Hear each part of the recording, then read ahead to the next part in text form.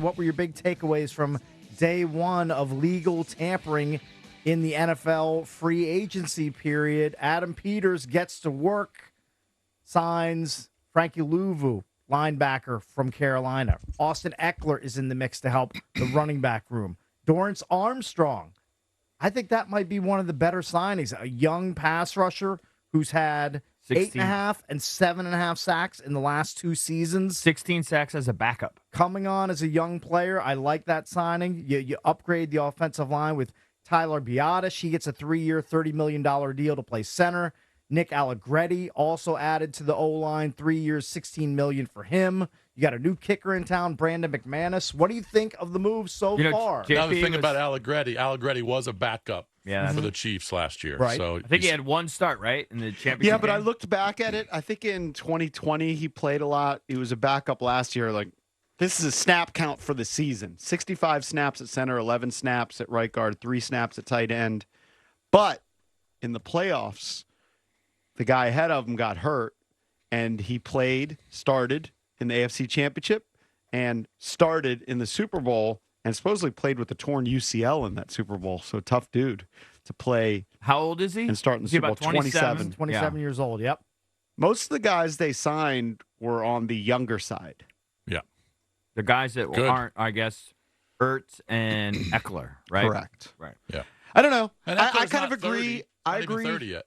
I agree with most of the fans. Like, if I had to give it a grade, I'm not blown away, but it seems solid. They were pretty busy. They addressed a lot of needs. I'd give it a B. 800-636-1067.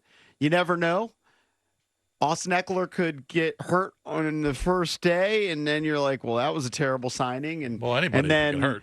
The offensive linemen they bring in, they could be a reincarnation of Gates and Wiley, and that could be terrible. But at least right now, I would be pretty optimistic about what they did, filling the needs. I'm optimistic that we can field a team. Beyond that, I don't know. We'll see. Well, everything comes down to the quarterback. Yes. And it's going to be a rookie quarterback, so there's obviously going to be bumps and bruises for a rookie quarterback. Hopefully he plays as well as C.J. Stroud last year, but that's a 1 in a million. So I think that just the fact that they're all positions of need, you just have to trust that Adam Peters and those guys know that these guys are making those units better. What do you make of the Bears not, according, I think, to Rappaport, not fielding offers for Fields yet? Because wouldn't you think he would be somebody that... I would think that's kind of confusing. Why would you not at least listen to offers? Yeah, Maybe I don't know. I don't know how much of that I believe. Sold on Caleb. Yeah, well, they're just not listening to offers yet. They still want to do their due diligence. I can't believe they haven't listened to offers, but okay, maybe they're just waiting until draft weekend when teams get really desperate and they know their offers will be better. Because a team like Minnesota might. As soon as Kirk leaves Minnesota, why wouldn't you be on the phone with them and them and be like, hey, you guys, any interest in Justin Fields? We can work a deal here. Yeah, make something happen for you. I'm not Fields' biggest fan, but I certainly think there's more excitement with him than Darnold. I mean, it's not always ideal to make trades with your division rivals, but if you have no use for Fields, you're going to get rid of him anyway. All right, 800-636-1067. What do you think of the moves? I think it'd be hard for someone to come in and just say they suck. They seem reasonable. And I just love that they didn't spend a lot of money on any of these. So we don't really have anything that's going to, crash and burn and blow up in our face. Even if it doesn't hit, that's okay. Then none of them are big money, really. If Austin Eckler flops and can't get healthy, well, the max you were going to pay him was $11-point-something million. Yeah, that's if he hits every incentive. I guess maybe if Armstrong comes in as a big dud, but I don't expect that. I think he's a pretty impactful player. Yeah. Let's go to Mike in Fairfax. Mike, what's up, buddy? What's up, guys? Great show. EB just kind of stole my thunder. The thing that I really think is fantastic about Peters is he didn't overspend. He's also setting us up for the future, which I think is fantastic to a certain extent. Another pick that I'm thrilled about is the fact that I've always thought that Robinson in the backfield we needed another running back there. The others were good, but they weren't actually running backs, so they didn't have the size. So we have someone to complement Robinson. We got the 2 Dallas picks, the center. We also have the defensive lineman. I'm thrilled about it. I really am. We'll see what happens, though. We need a quarterback. You guys just said it. But I'm excited. We actually have an adult in the room, you know? Let's So, hope. Appreciate it. Let's hope. Thank you, buddy. Appreciate Hey, it. brother. Take care, man. Yeah. And you get an impactful difference maker type player in Eckler for half of what you would pay a guy like Derrick Henry. A third of what what teams are paying like Josh Jacobs and Saquon Barkley. Was Eckler noticeably, like, how did Eckler's numbers last year compare to Gibby's last year? Were they still markedly better? I'd have to look at them side by side. And what kind of money did Gibby get Gibby from got New like England? a 3-year, it's a About the similar type same? of deal as to what Eckler got. Right. I mean, Gibby only had 65 carries for 265 yards and 1 touchdown. And Did Eckler average had about- 4.1 yards per carry. Eckler which is had about better. 700. triple that. Yeah, but only 3.5 yards per carry. And then in terms Eckler? of receiving, But their offense struggled in general. comparable 48 catches for Gibson for 389 yards and 2 touchdowns. Right. I think the Luvu, for me, even though I'd never heard of him, I would raise my hand and say I had never heard of Frankie Luvu. I didn't pay attention to the linebacking core of the Carolina Panthers. But I think that one was the best signing. I told you the next gen stats were really high on him. Matt Miller on ESPN.com. Now, he poses a question about it, but he said, based on his skills, Luvu has the ability to play all 3 linebacker spots. Could we see the Commanders use him in ways similar to how Quinn used Micah Parsons in Dallas? His pass rush traits say it's possible. I'm hoping they do that with Davis. That's what I'm hoping. That Luvu plays more in the middle, and Davis is the one that gets to roam around and show off that speed. But maybe they'll use them all that way. Who knows? 5.5 sacks last season, 125 tackles, 2 forced fumbles, playing in the middle of the Carolina Panthers defense. Yeah, I think he'll play the middle. Luvu's tall, too, 6'3", 240. It's pretty big for Yeah, he's pretty tall. It's tall. It is tall for a linebacker. Let's go to Paul in D.C. Paul, what's up? 800-636-1067 if you want to chime in. What do you think, bud? Man, you got to use your analytical skills, and if you buy stocks and bonds, you looking at a situation where I like what they did. if I'm a general manager and I'm rebuilding, or I'm not like in the top 6 teams of the league, where I just need 1 or 2 pieces to put me over the top, like a Buffalo or Baltimore or Kansas City, I'm not spending a whole bunch of money on anybody over 30. And so, did we get better at those positions? You damn right we did. We got a center that's better than the one we had. We got a defensive end that's going to be productive, already knows the system. You got better at that linebacker position. And you got better as a third down back with Eckler, because not only can he catch the ball out the backfield, he's more explosive than Gibson. Yep. And so, as a result, I like that. And my thing is, I laugh at these people who want to spend big money on people over 30 years old if you're in the rebuild. You want young players. Now, all we got to do on the offensive line is move Cornelius or Sadiq, what's his name? Sadiq Charles. Well, they got to sign him first. Those guys are free agents. Got to sign them. Well, what I'm saying is, and then get me 2 rookie tackles in the draft. Take those 2 second-round picks and get some draft, get 2 tackles, get a left tackle and a right tackle, some studs. If I was Adam Peters, I'll have the top 10 tackles in the draft on my desk right now. You know what I mean? Mm-hmm. And I'll be picking them now for my stock pick for the day. You might look at Pfizer. They're 36% undervalued right now, and you might want to get them while they cheap. You know what I'm saying? So. Yeah, I can't go with Big Pharma. Pfizer. I can't go with it. I told y'all about the Apple stock. Never let it go, because it always split. Now This guy, he's giving us football picks. I and stock definitely winners. have Apple stock. No reason not to listen to him. We listen to Boone Jugs. That's true. hey, look, Pfizer is undervalued right now. It's underperforming at 36%. Buy it now, hold it, and watch it go up. Because guess what? I hope they go bankrupt. Let me talk to my financial advisor on that.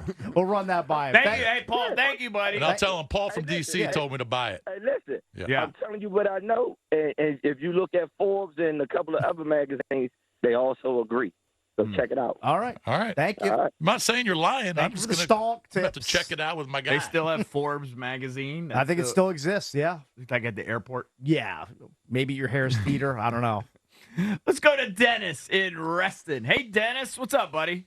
What do you Good think? morning, guys. Good morning. I'm real happy about what they did yesterday. I'd like to see the same stuff continue. the last caller, he knows what he's talking about. I mean, I wish I could express myself like that. The guy definitely knows. The linebacker we got, the guy that you guys were talking about, Pulu or Lulu, whatever his name is. Luvu. Frankie Louvu. Yeah, he to put him in the middle if he's that tall and that fast, and if Dan Quinn wants to let him do his thing and run around the defense just like a guy from Dallas does, Micah Parsons, that's awesome. We need a guy like that. Bringing in the tight end they did not too long ago, that was a good one. The draft's coming in. I'm stoked, man. I'm real happy. Who did I hear say something about Sam Donaldson, though? Did somebody say Sam Darnold? Sam Donaldson is no longer with us. Yeah. He nobody. We're not looking to get him, are we? No, Sam Darnold is not on the radar for Sam the Darnold Commanders. already signed. He's a Viking. He's with Minnesota. Okay, so he went to the Vikings. That's a bummer for the Vikings because, Sam Darnold, he went to my high school in San Clemente, California. San Clemente produces one thing really, really well. That's professional world-class surfers, not pro football players. Oh, I'm wrong. Sam Donaldson's still with us. Oh, did not know that. Is that right? Was unaware. Ooh, 90.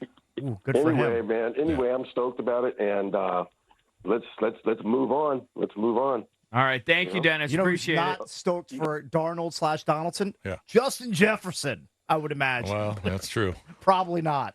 There was a lot of chatter, though, that Darnold with Shanahan, maybe he's learned a little something, and Shanahan was complimentary. Swore by him, right? He really Shanahan liked was him. complimentary of Darnold, so maybe he will have a Geno Smith type year. Where we'll Geno see. kind of came out of nowhere with the Seahawks. I have and my give him doubts. one last. I mean, this is going to be his last shot. I think they're drafting a quarterback. I think they will too. He's a perfect bridge quarterback. He's It could only be 26 years old. it could by be the a way. bridge. He He's a seems like perfect he's bridge been in guy. the league forever. Yeah. He's Especially only if you draft 26. a second-round quarterback, right? He could be a bridge guy, and if he hits, then there's no rush to play the second-round guy, Or, okay, yeah, right. And then But if he bombs, then you got somebody you're grooming. I just wouldn't be surprised if they're taking a quarterback at 10. Okay. Now, Darnold could still be a bridge guy. Maybe you don't rush whoever you take. Right. All in. these guys are rushed. It's so annoying. Yeah, so maybe he sits for a couple months, but I think Can I that- ask a question that no one wants to hear the answer to? What? What is Wentz's deal with L.A. or whatever? don't Is he know. I still have no under? idea. Did he sign like a 2-year deal or I think he something? signed a one-year deal. I think he's a So is free he a agent. free agent? I'm 99% sure he's a free agent. Okay. I'm just curious. Yeah. Let me check. Let's go to James in Free agent. Clearwater. Okay. James, what's up, buddy? You're on with the Junks. Hey, Junks. What's going on? Thanks for taking my call, Yep. man. Sure. So I think just real quick, as a long time now, I've been removed from the area for about 10 years now, living down here in Clearwater. But I grew up a diehard Redskins fan. A lot of friends and family still die. I still keep up with the team.